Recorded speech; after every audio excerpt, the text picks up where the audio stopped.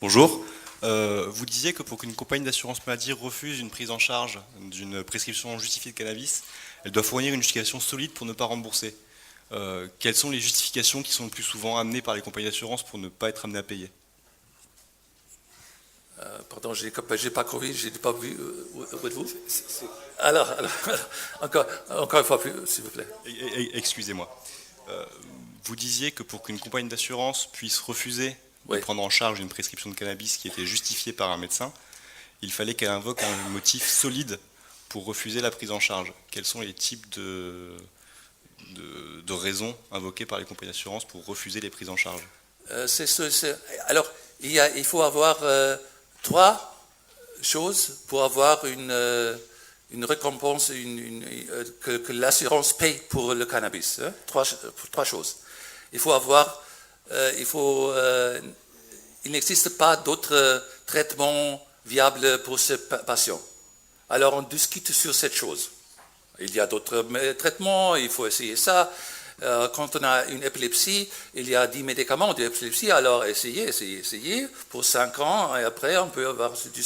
Alors on a des discussions s'il y a d'autres traitements. D'autres choses, il faut avoir une maladie grave. Qu'est-ce qu'une maladie grave? Hein? Alors, si vous avez des douleurs de taux de 4 à 5 sur une échelle de 0 à 10, c'est grave ou seulement de 5 à 7? Hein? Alors, on discute qu'est-ce qui est grave. Hein? Et l'autre chose, il faut avoir une perspective que ça va marcher. Et les assurances souvent disent il n'y a pas d'études, alors ça ne peut pas marcher. Mais l'absence des études ne dit pas que ça ne marche pas. Ça, normalement, dit seulement il n'y avait pas d'études. Hein? Alors, on discute sur ces trois sujets. Très bien, merci beaucoup.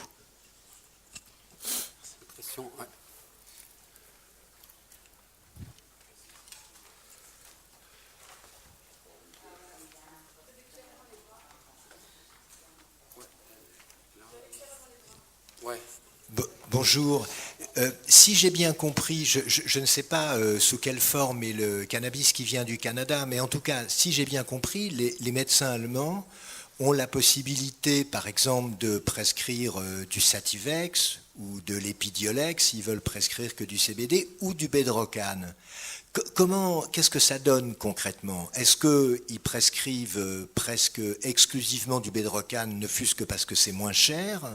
Ou est-ce qu'il y en a certains qui, parce que le Sativex et l'Epidiolex se présentent plus comme des médicaments, préfèrent...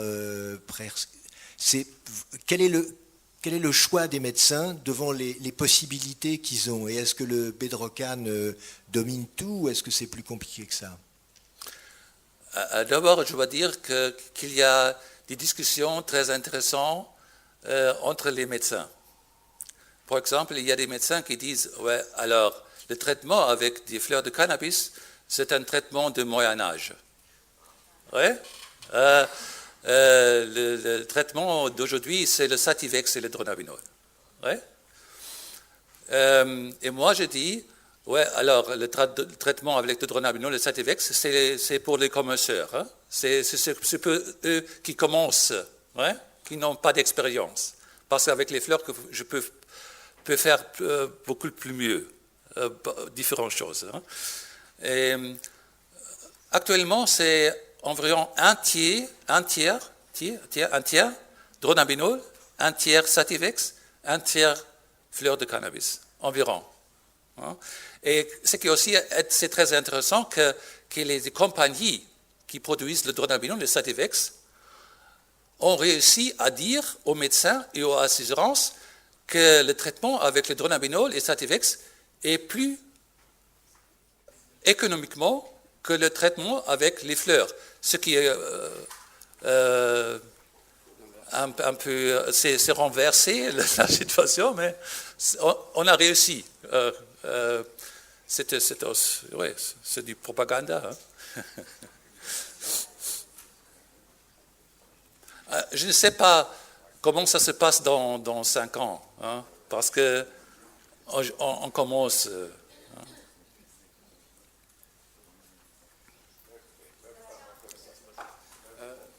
Non, il y a le docteur Monsieur Lunette. Non, mais son nom.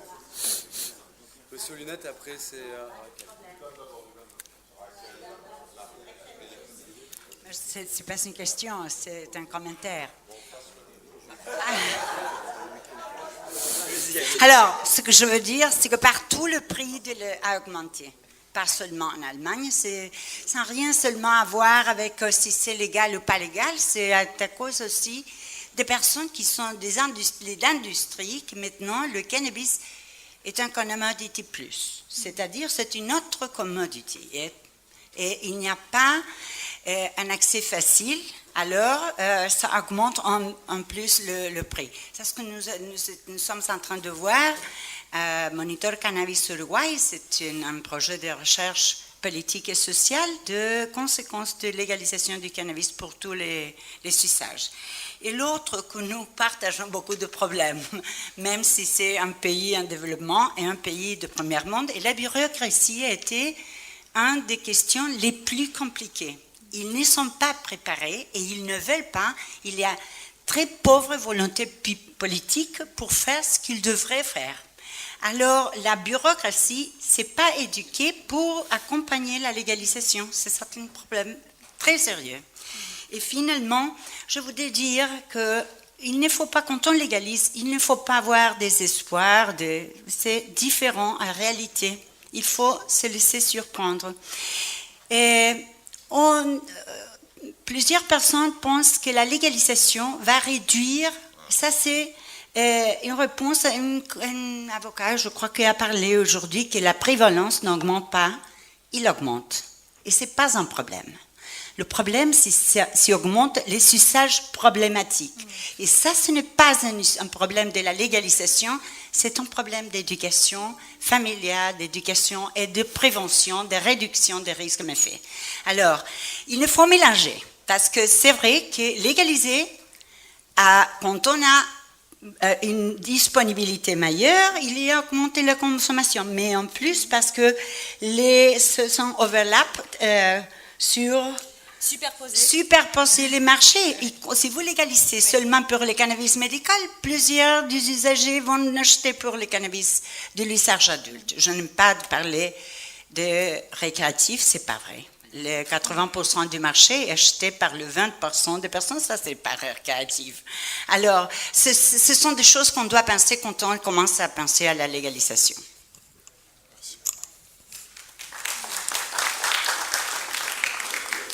Et donc j'avais juste une question pour le prix, ce qui ne serait pas envisageable du coup au lieu d'importer le cannabis, que des sociétés allemandes le produisent directement en plus grande quantité afin de le vendre peut-être un peu moins cher,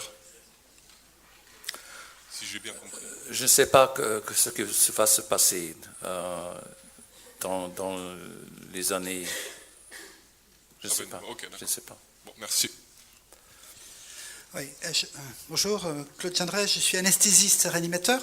Est-ce que les anesthésistes réanimateurs en Allemagne commencent à utiliser le cannabidiol parce que c'est une substance qui a de grandes vertus pour le périopératoire, anti-inflammatoire, antalgique, anticonvulsivant. Il y a 10 millions d'anesthésies en France, je pense que c'est à peu près pareil en Allemagne. Donc je pense que par ce champ d'activité, on va pouvoir utiliser cette belle molécule. Alors, avez-vous vent d'études en anesthésiologie en Allemagne?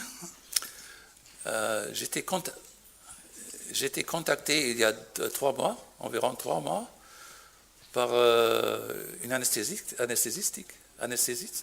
sais pas, qui voulait faire une étude sur le cannabidiol avant l'opération. Ouais. Et elle m'a donné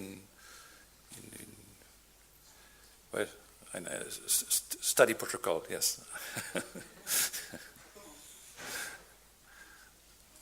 Ouais. Oui, bonjour. Voilà, je viens de Strasbourg, pas très loin de chez vous, et je suis chargé d'une mission d'un ami médecin qui est un patient qui présente une maladie de Parkinson évoluée. Et je voulais profiter de votre présence ici, de votre expérience, pour savoir s'il y a des traitements à base de cannabinoïdes qui peuvent agir sur la maladie de Parkinson et également sur les effets secondaires du traitement de la maladie de Parkinson, la dopamine. Ouais. Alors, il y a quelque chose sur cette chose. D'abord, le THC et le CBD a neuroprotective. Oui. Alors, mais on ne sait pas à quelle échelle ça va avoir un effet thérapeutique. C'est pas seulement le Parkinson, mais aussi les scléroses en plaques. On ne sait pas si ça a un effet sur le long terme, vraiment, sur le développement. L'autre, ce sont les symptômes. Et mon seule expérience est que c'est sur le Parkinson, il y a quelques patients qui profitent, mais la plupart des patients ne profitent pas. C'est mon expérience. Il faut avoir de la chance que ça marche pour les symptômes.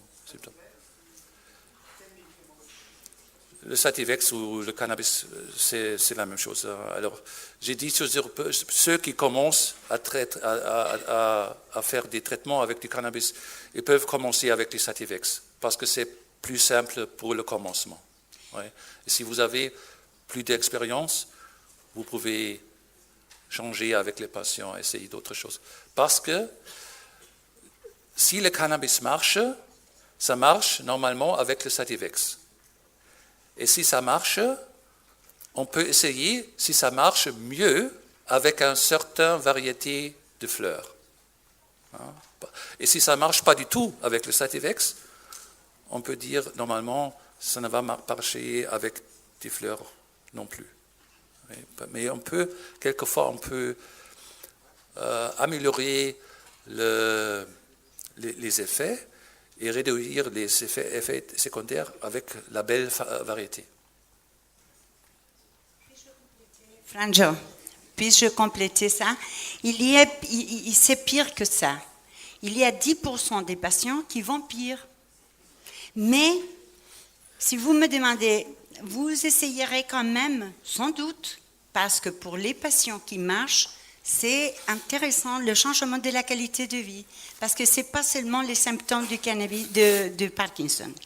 Il faut avoir vraiment une grosse précaution avec l'hypotension orthostatique, parce que le Parkinson là, les lévodopa pas là, et le cannabis aussi, c'est le THC, a beaucoup des effets sur la hypotension orthostatique. Alors, c'est assez fréquent que j'ai des patients qui se sont tombés parce qu'on les a vendus quelque chose qu'ils ne peut pas doser, et finalement, ils commencent à tomber. Mais en plus, il faut être attentif parce que même s'ils vont pire, c'est tout à fait réversible les effets. Et c'est ce qu'on ne peut pas dire la même histoire avec la lévodopa. Que les dyskinésies, ce sont très difficiles de les traiter.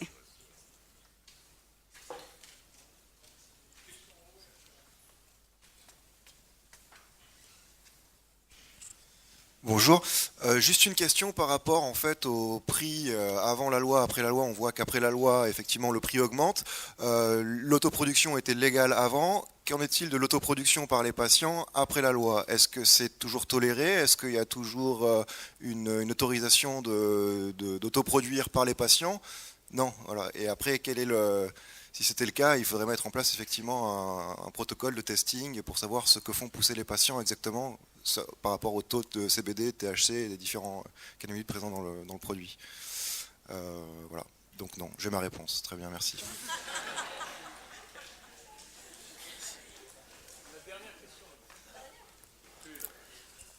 Oui, bonjour, je suis aussi médecin à Strasbourg et j'ai pas mal de demandes de cannabis thérapeutique. Et vu notre proximité, est-ce que ce ne serait pas envisageable d'adresser des patients à des collègues allemands et est-ce que les collègues allemands, avec des patients français, finalement, qui ne sont pas à la Krankenkasse en Allemagne, est-ce qu'ils ne pourraient pas bénéficier de Sativex ou d'ordonnances qu'ils pourraient aller chercher dans les pharmacies allemandes, qui au moins ça commencerait quelque chose, quoi, hein, voilà. Est-ce que ce serait possible administrativement? Qu'en pensez-vous? Si je vous adresse quelqu'un, par exemple. J'ai des patients français. Et quand ils prennent le cannabis des pharmacies allemandes, en Allemagne, c'est légal. Et s'il va en France, c'est illégal. Hein. Alors, j'ai un patient, par exemple, qui est musicien. Ah oui. Ah, je ne sais pas. Alors, mais je crois tout à fait que l'importation, l'exportation est illégale. Hein? Aussi pour les Sativex. Par exemple, si un patient allemand a une prescription pour le Bedrocan et va en la Hollande, il ne peut pas importer le Bedrocan. Il peut l'acheter, mais il ne peut pas importer. Hein? Oui, mais l'importation et l'exportation n'est pas permis pour tout patient. Le Bedrocan est permis en Allemagne et dans la Hollande, mais un patient allemand qui achète du Bedrocan dans la pharmacie, les pharmacies le vendent, mais ils ne peuvent pas l'importer. Dans les pharmacies néerlandaises, le coût de Bedrocan, c'est environ 7 à 8 euros par gramme. Et en Allemagne, c'est 20 grammes, alors hein, mais c'est interdit, hein, parce que on est en Europe. Hein.